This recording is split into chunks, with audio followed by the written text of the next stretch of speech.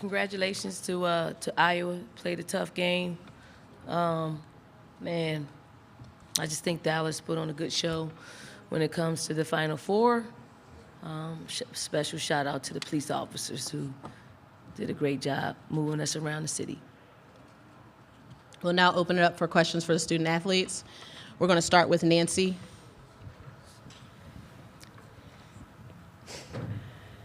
And that'll be to your right, ladies. Nancy Armour, USA Today. Aliyah, what were they doing to you that maybe that you haven't seen other teams do before? And you could come back for a fifth year because of COVID, and I'm just wondering what your plans are going to be for next year. Yeah, I'll start with that one. Haven't decided as yet. And I don't really think they were doing anything different. I think, they were just being very physical. I think part of that, I feel like every time teams get ready to play us, there's always that agenda of we are so physical, we can take all the aggression. And so I think that was being let go a lot. But I don't think it was anything different. I think it was just a very physical game. Our next question is going to be in the back corner to the left, ladies. Lindsay Schnell, USA Today. Aliyah, obviously this is really disappointing and frustrating to end the season like this, but you do have an opportunity to write a different ending because you do have a fifth year. When you said just now that you hadn't decided, did this game put that in the balance? Like, if you had won another title, were you gone for sure, or had you not actually decided? This decision is a big decision. I was going to have to really write down the pros and the cons of everything, and so whether we won or not, it would still be something that I would have to consider. Ladies, we're going to go to our far right and the front row, please. Jeremiah Holloway with the state. Aliyah, that last three that Clark took, she misses it. You guys weren't able to corral the rebound. Was that more of a matter of kind of positioning than anything else on that play? It was a long shot and a long rebound. Those can sometimes be really hard just based off how hard it came off the backboard, and that shot ricocheted off the backboard, and it was just really high, and so we just weren't in the position to get it. We're going to take a question to our left in the front row, please. Yeah, Jacob Phillips, Daily Gamecock. Raven, for you, this was your first Final Four game that you've been able to play in. Just what was that experience like for you? It was good just being out there, but we didn't come out with the outcome. I really want to win for the seniors, but yeah, I have more years to come, so we're definitely going to be back. Go ahead, Howard, to your right. Howard Magdal at the next. Aliyah and Raven, one for each of you. Raven, you have saved your biggest games this year for the biggest opponents. Tonight, LSU and UConn are your three double-figure games. Can you just talk about sort of what you've brought to those big matchups? And Aliyah, if you could talk a little bit about what you see out of Raven in those moments. Yeah, I'll start with Aliyah in the freshie class. The way they just talk to me, the way they just show me what leadership is, and they show me what pro habits is every day. So I definitely cherish that every day. And Aliyah just being in my ear, it gives me a lot of confidence. And also Coach Staley, it's not a day Coach Staley's not in my ear, and she also helped me with my confidence. Yeah, after the game, I told Raven, I said, this is your team. You've been in the system for 2 years now. Next year coming up, people are going to look to you for that leadership role. So, just allowing her to, giving her that guidance of how to do it. I think this year she's been really listening to us, and you can see that during the games. And for her big games, I think Raven's just always ready. She does a great job of trying to pass the ball, making other people open, making them feel included. But tonight, I think she stepped up. She hit some really big threes for us, did a great job running the point position when Coach had her in. And so I just think she just steps up. That's just who she is. And next year is going to be really exciting when she's in that full role and she's really leading the team. We have another question to our right, ladies. Jen Hadfield with the next. For both of you, that moment the buzzer goes off, what's going through your head? And then Aliyah, I think I saw from where I was sitting, you kind of consoling Zaya or talking to her post-game, if you are comfortable sharing kind of what you told her or what that moment was like for you as well. Yeah, you want to go first or me? When that buzzer went off, it was kind of just like an end of an era, it feels like. We had a special group, and so that's kind of just what it felt like. And, Zaya competed for 40 minutes. She played every single minute of this game. She gave it her all, and I just told her, nothing, you can't hang your head low because you did really good. You kept us in this game went out with foul trouble. Zai just kept attacking. She hit big shots. And, you know, she worked really hard. 4 years went by really fast, but I told her no matter what she does next, she's ready for it. You know, God has equipped her, and she's ready. We're going to take a question from our virtual. David, you are permitted now to talk. David Melandro of Sports Talk Philadelphia. This is for Aliyah. This game tonight marked the last 2 players of the year. Do you think you guys gained more fans? I mean, I hope I gained some fans. But, I mean, I definitely think so. I mean, I think this game just grew women's basketball. I bet a lot of people were watching. There were a lot of people in the crowds. You could hear Iowa fans and our fans. Everybody was just super excited for this game. I think it was a great game. So, but, I mean, I hope so.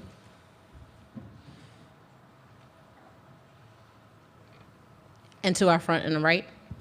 Alan Cole, GamecockScoop.com. For either of you, now that it's over, now that you have the whole kind of season behind you, what are you going to remember most about this year and playing with this particular team with the whole thing kind of in the rearview mirror? I mean, I'm going to remember a fun year. I mean, I think we had so many great experiences. Just winning, how many games was that?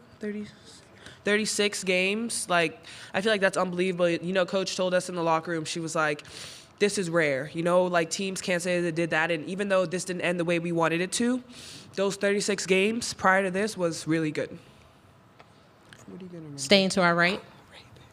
Maria McElwain, Philadelphia Inquirer. This is for both of you guys.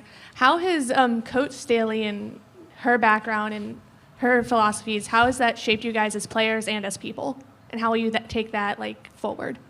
Yeah, well, in my eyes, I don't want to make a mistake when Coach Staley's coaching, so I always look at her. I'm like, oh Lord. So it's like she scares me, honestly, because I want to be so perfect to her. But honestly, Coach, you know, you can't be perfect. Coach, you know, she always say that, you know, just be yourself. And like it's things that she asks me in practice, and I'm like, I don't know. And I actually be thinking to myself like, why would she ask me that? Stuff like that. So honestly, you know, I'm glad that I'm playing under her because I'm definitely going to develop really well under her. Playing under Coach Staley, I mean, she's just helped me with my confidence a lot, you know. She's just always been like that second mom, no matter what.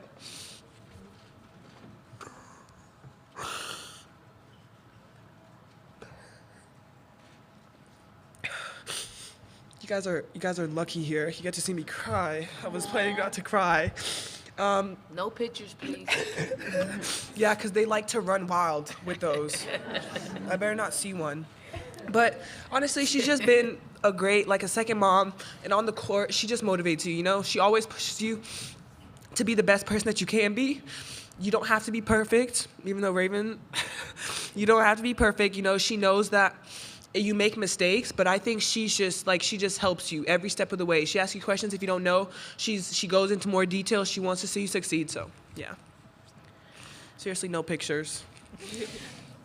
To our right, Michelle, go ahead. Michelle Smith from the Next. Aliyah, to come into this game unbeaten, do you think that added any pressure or anything extra in the fact that you guys hadn't lost a game this season and had a 42-game winning streak? Does that just add anything when you come into this atmosphere? I mean, I think the only pressure is just, you know, you want to go to a national championship game. You want to compete for that. I mean, we were undefeated, but that we kind of had to push that to the back burner because, just like you said, we're in the season where you don't want to lose, you know? And so we weren't really focused on, our streak or how long we've been undefeated. It was really just about, well, we want to compete to go to the next step. Oh, thanks so much. Take a question to our left. Jerry Longman, the New York Times. Aliyah, you guys did many of the things you always do. You dominated the bench, the offensive rebounding. Where did you see the difference was? Where did I see the difference? I think just some of our shots didn't fall tonight. I feel like sometimes we were able to put them on the free throw line, and that really wasn't going both ways. But, I mean, our shots just didn't really fall. We have another virtual question. We'll go to Gabrielle Lewis. Gabrielle, your line is open, and now you are permitted to talk. Gabrielle Lewis, the Next. Just reflecting on the season, you know, what is the biggest thing that each of y'all learned this season? You want to go first? Yeah, leadership role, definitely from the freshie class. The leadership role, like I said, they always show me what pro habits were, and they just show me every day what it's like to be a pro. And the way they just talk to us younger players and motivated us, I really cherish that. So I'm definitely going to take pride in that. And for me, definitely turning the page a lot quicker. Don't hang my head too low on something specific. Just turn the page and get to the next thing. Looks like we have one final question virtually. We'll go back to David. David, I'm going to unmute your line again, and please proceed.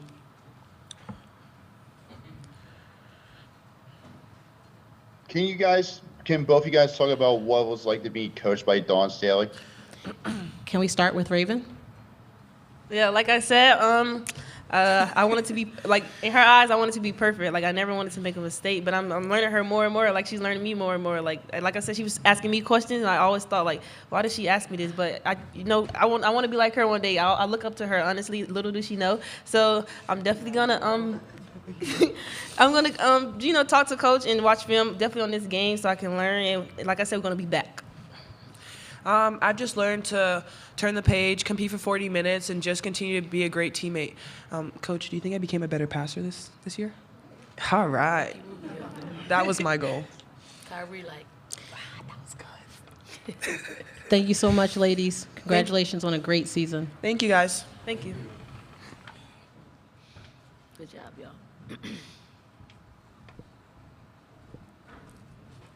At this time, we'll open up for questions for Coach Staley. So we just, Maggie Hendricks, Bally Sports, sorry. We just heard Aliyah talk so much about her teammates through this entire thing. What does that say about not just the person she is on the court, but off it too? I mean, she's a complete person. Like, she's a great human being.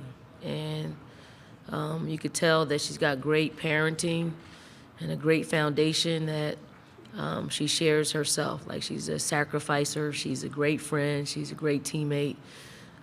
She is somebody that you want to build your program around because you know it's safe. And she's always going to make the right decision for our team, even if it is a detriment to her personally. Coach to our left. To our right. Nancy, go ahead. Dawn, Nancy Armour, USA Today Sports. If Aliyah does ask you for your opinion about what she should do next year, what will you tell her? And if this was her last game in South Carolina, can you describe what she has meant to your program? I'd tell her to go. I mean, there are defenses that are played against her that won't allow her to play her game. And then it's hard to officiate that. So I would tell her to go. She's great. I mean, she's ready. She's ready to see single coverage. She's ready to make the next step to the league. I mean, she's meant everything to our program. She has been the cornerstone of our program for the past 4 years. She elevated us. She raised the standard of how to approach basketball. She's never had a bad day. She's never come into practice sulking. She's always just the person that you saw. So very, very consistent. And I slept very well knowing she was with our program. And I'll sleep well knowing that she's okay and she will definitely make her mark at the next level. We're going to stay to our right in the front row, please. Michael Robertson, hoopfeed.com, and the African American athlete. So, Coach, we talked earlier when you guys played Stanford, and Aliyah was dealing with foul trouble, and I asked, did you have to say anything to her? So, in this case, with 0 points at halftime, did you have to say anything to her to get her going? No, I mean, she knows how to handle foul trouble. She knows what needs to get done. But again, it's just hard to, it's hard for her to move. I think it's hard to officiate the way the game was played. It's just hard to officiate. And when she's 2 for 9, 2 fouls, 2 fouls in the first couple of minutes of first quarter, it's hard. I mean, she's a big part of what we do. We're going to go to our left, Coach. Left. Coach, AJ Jones, BS3 TV, KYLK Radio out of Houston. A lot of times, other coaches, your colleagues, have sitting in that spot and talked about you all being bullies. What's the truth about your team? The truth about our team, okay? It's a good question, okay? We're not bar fighters. We're not thugs. We're not monkeys. We're not street fighters. This team exemplifies how you need to approach basketball on the court and off the court. And I do think that that's sometimes brought into the game, and it hurts. Okay. And I do think that some of I'm gonna say it because I said I was gonna say it, whether we lost or whether we won.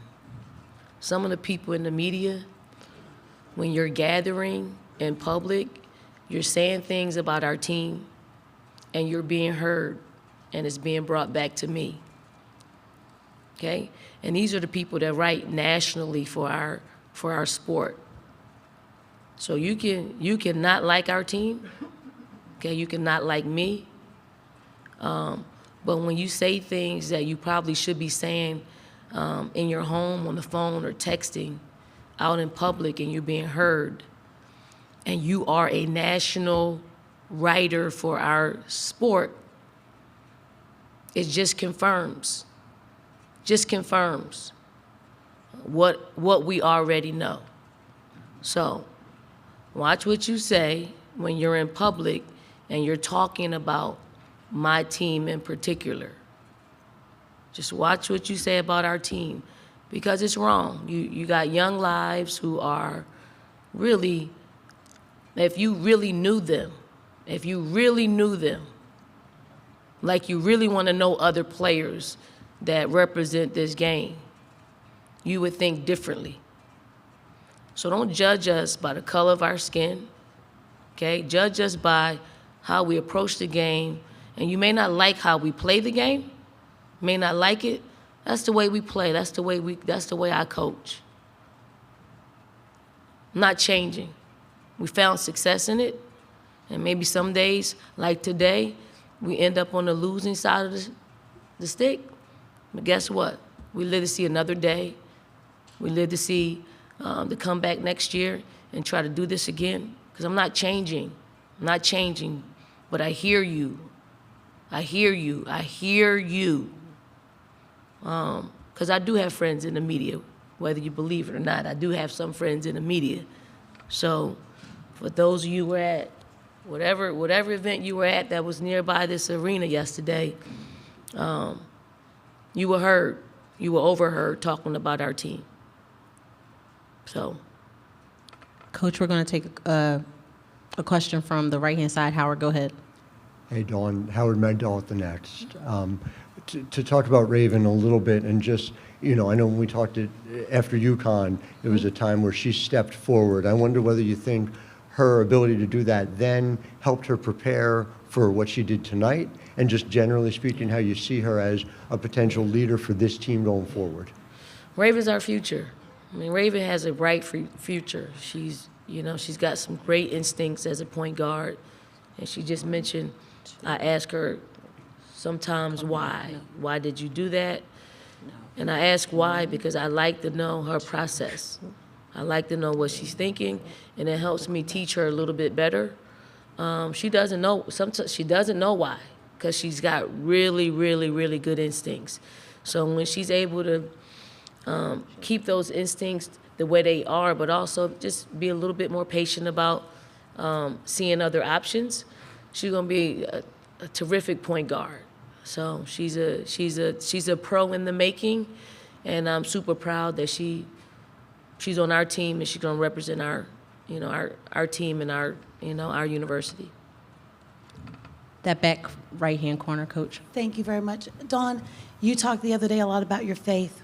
So in this moment, I want to ask, what is it that you would say to the kids back in South Carolina about, I've heard you say many times, what God has for you is for you, right? Yeah. What would you say to them about overcoming disappointments like this to use that setback as a setup for what's ahead in the future? Yeah, I mean, I just don't give honor to God when we win. Obviously, we want to win all the games. He's the reason for all seasons. It's not harvest time yet. It's not harvest time. So I take the good with the bad. Like I'm a sore loser, but I'm a gracious loser. I'm going to give credit where credit is due. Iowa had a terrific game plan, and we didn't get it done. There were opportunities. There were 3 turnovers we had in a row that were somewhat of a game changer for us, that if we had them back, we could probably open up a lead that would have put us over the top, but wasn't in the cards. It was, we did that to other teams and we ended up winning. So we got to take it, we got to take the good with the bad. I'm never going to turn my back on the game of basketball. It's just giving too much to me. I'm still favored. Still favored. Coach, we're going to take a question on the backhand side. Lindsay, go ahead.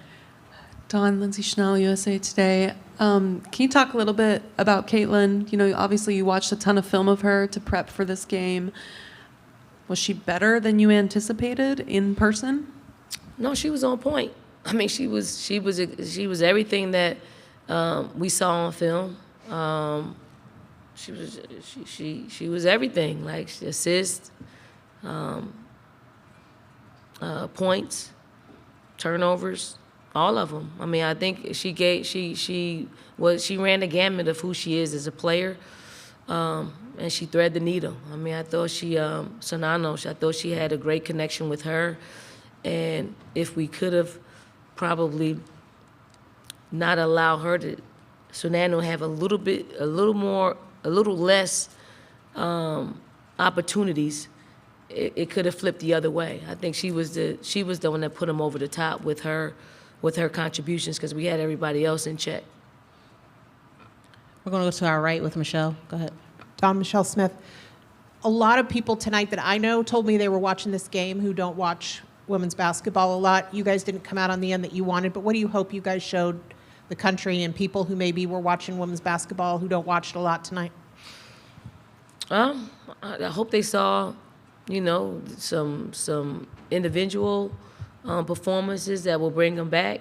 I hope they saw, the grittiness of a team that was undefeated, and I hope they want to learn a lot more about not just us. I mean, LSU and what Kim Mulkey has done this season and getting to a national championship game. I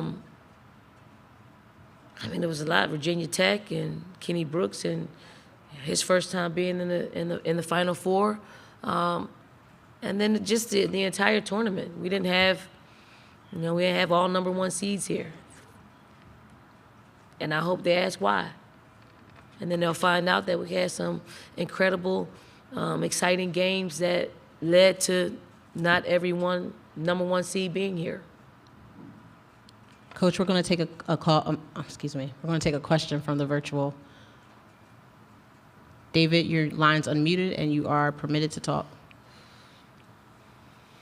David Melandra of Sports Talk Philadelphia. Coach, how do you think your players handled the pressure of going undefeated all the way up to tonight, and then the performance you guys showed to everybody tonight? Yeah, I don't think we felt pressure, to win the game. I thought we approached it. It felt like any other game. We just didn't perform. We didn't make more plays than we needed to make, especially down the stretch, and that hasn't been us all season long. But I never, I don't think our players felt pressure, any other pressure besides wanting to win another basketball game. We'll take a question on our back right. Emily Adams at the Greenville News. To have a group of players who have experienced losing so rarely, does it change kind of how you have to coach them through a loss compared to maybe some of those earlier teams you had in your tenure at South Carolina? Well, I mean, this is kind of unique because 7 of them have two of the 7, the decision's made for them. 5 out of 7 of our seniors and, graduate assistants, they have a decision to make. So it's less about this loss and more about, what's next and making the decision on what's next for them. But the returners, I mean, they got to get us back here. This is fun to come to the Final Four as a participant. It's fun. It's fun. I don't like coming other than coming as a participant. And I didn't really have to think about that for 3 years. So let's hope we can get back and, hope the loss they felt it deeply and they'll work hard to get back here. We have a question in our far back on the left-hand side, Coach. Maya Peterson, W Slam. So, Coach, I was here when you were last here in Dallas. I wanted to know first, does it feel different when you walked in to see how much women's basketball has changed? And in that time, you've been able to redefine culture for women's basketball and for your team. How do you keep them motivated for the upcoming year? I mean, to win a national championship is always an incredible goal. And it is cool just trying to get a team, a new team, and what makes that team unique about working hard and getting back to this place. And so I'm looking forward to that. I mean, we're not going to have the same team. We're going to have a different team that have different characteristics, that have different players. They're going to be put in positions that will fill a void that's going to be left by some of our seniors. So I'm looking forward to that challenge. Coach, we have a question on your right. Hi, Maria McElwain, Philadelphia Inquirer. So you mentioned earlier your philosophy in coaching and leading women. How much of that is informed by growing up in North Philly, playing in the developmental basketball league and in the pub league? I mean, it's my foundation. I grew up in the projects in North Philly, and I mean, you pretty much had to fight for everything, every single thing. And I don't really take anything for granted. I don't really like handouts. So everything that we do, we have to work for, and that is the mentality that I try to instill in our players, and to be disciplined in that. And I had a mother who was a disciplinarian, so I don't know any other way besides just doing things the right way and doing things the way she wanted things done. And I'm probably a little more lenient than my mom with our players, because I want to meet them where they are and help them go where their hearts desire to go. And Coach, we're going to take our last question on your left-hand side, please. Phil Kornblut, Sports Talk Media Network in South Carolina. Just a question about the defensive strategy on Caitlin. What was it that you guys were trying to do? And in the game, did you ever consider anything like maybe double teaming her to get the ball out of her hands or anything just to change things up with her? Yeah, I mean, she was just so well equipped with passing the basketball. I thought we had a couple of miscommunications. And then when you play a player like Caitlin, you just kind of lose your spacing out there, and you lose who's good where. Like Sanano, anytime she was at the high post, we didn't want to play her at the high post. We wanted to clog the middle up a little bit and beat her to the spot of rolling deep on us. We found ourselves a little high on that at times.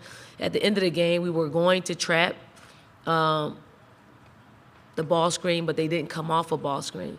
So, I mean, we put a lot of different people on her. I thought we tried to tire her out a little bit for 4 quarters by having our point guards pressure her. And I thought she tired out just a little bit, but not enough to give us an edge. Thank you, Coach. Thank you. Thank you all.